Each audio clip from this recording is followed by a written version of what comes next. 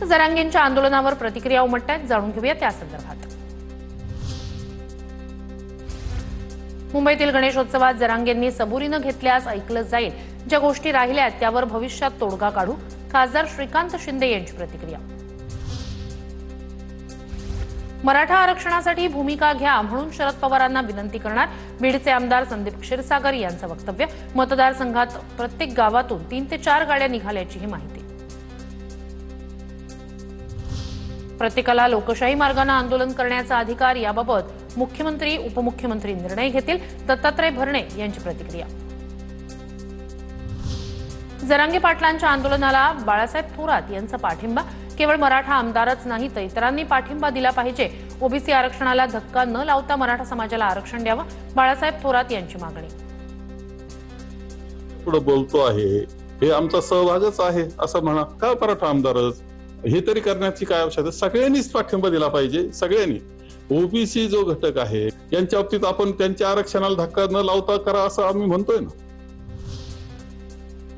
मी कुणाच्या बापाला घाबरत नाही, चुकीची भूमिका घेतल्यावर बोलणारच, जरांगेंना सुबुद्धी देव, चित्रा वाघ यांची प्रतिक्रिया।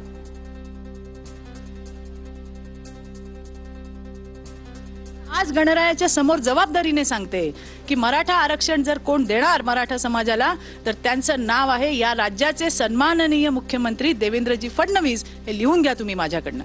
आणि म्हणून मला असं म्हणायचंय, माझं कुणाशी काही वैयक्तिक नाही, पण जर तुम्ही चुकीची भूमिका घ्याल तर त्यावेळेला मात्र आम्हाला बोलावं लागेल आणि आम्ही बोलणार। जरांगे पाटलांच्या उपोषणासाठी शिष्टमंडळाची आझाद मैदानावर पाहणी, कार्यकर्त्यांसाठी कसं नियोजन करावं या संदर्भात चर्चा। जरांगेंच्या आंदोलनाच्या पार्श्वभूमीवर पुणे जिल्ह्यातील वाहतुकीत मोठे बदल, नारायणगावहून पुण्याकडे जाणारी वाहतूक अष्टविनायक महामार्गावरून शिक्रापूर मार्गे वळवणार, तर मंचर आणि खेडमधून पुण्याकडे जाणारी वाहतूक पाबळ मार्गे शिक्रापूरकडे वळवणार।